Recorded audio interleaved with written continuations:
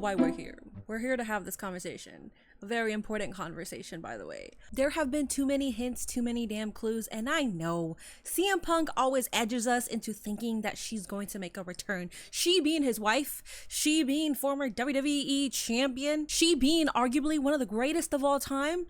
AJ freaking Lee. I think it's finally happening, and I know I've stated this on multiple occasions, and I've even said I feel it in my soul. I feel it in my soul again. I promise.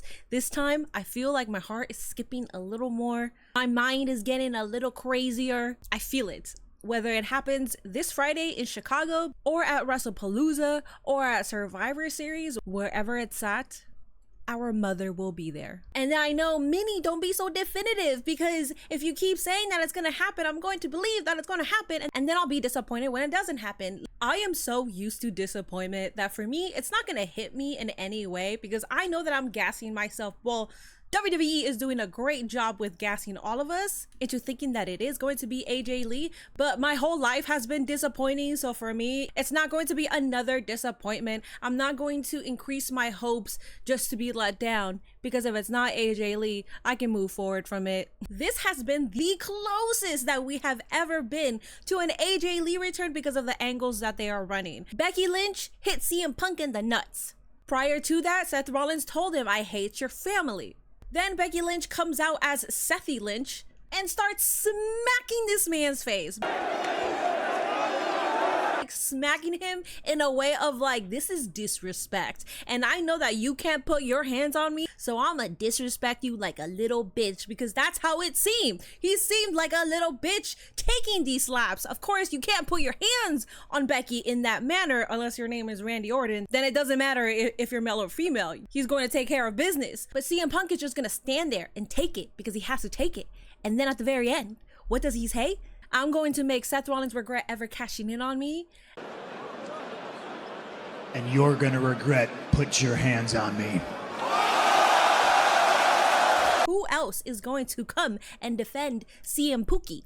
It's all right there. You have so many damn arrows just pointing at AJ Lee right now. Like, this is the vision. Becky Lynch putting hands on CM Punk's face when he's married to AJ Lee, someone whose character, in-ring character, was just to be this totally super crazy chick who is obsessively boy crazy. So if you put hands on CM Punk's face and AJ Lee comes back into that full character, it's gonna go on. There's some like deep poetry behind all that. And let's also not forget that SmackDown is going to be in Chicago, and CM Punk looked happy and he said perfect. Chicago, not only it being CM Punk's hometown, but also that is where they currently reside. That is where their family is there. And let's not forget about Larry, because Seth Rollins did say, "I hate your family." So I think it's only fair if Larry gets his lick back. If you want to bring in Rue into this situation, I'm sure Larry and Rue can have a 5-star classic. Having a potential AJ Lee return this Friday is kind of nutty, because like, do you think they're gonna give it to us right away, or do you think they're gonna edge us? Do you think they're gonna have Rhea Ripley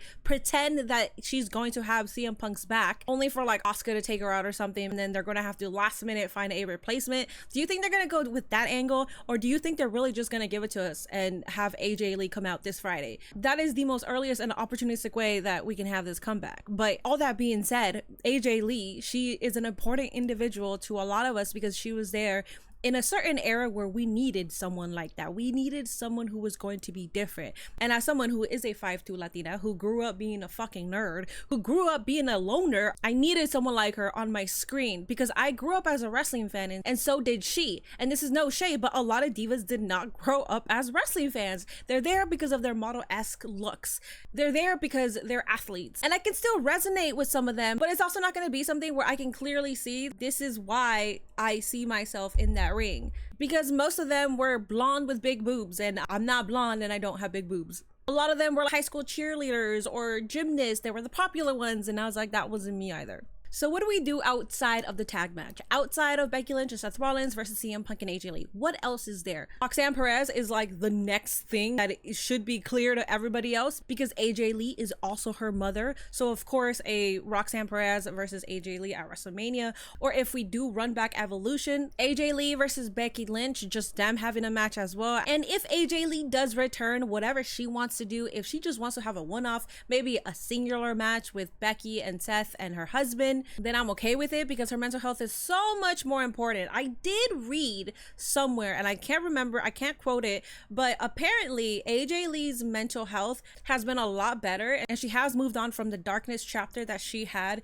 If you don't know, I don't want to speak for her, but she has talked about this, talks about it publicly, and it's out there in the internet if you do want to go and look at the interview.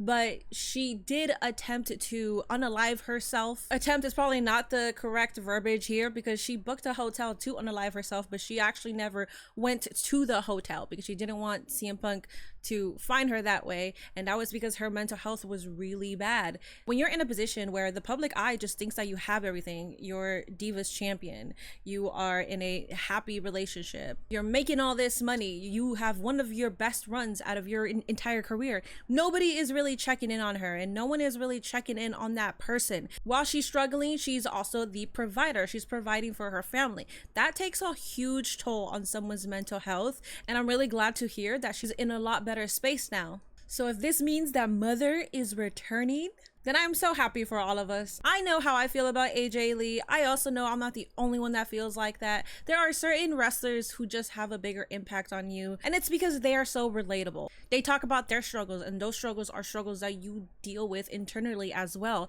But it's always amazing to hear this coming from someone that you think has it all, someone that you think is doing so well, and then you hear that they're not, that they're struggling the same way that you are.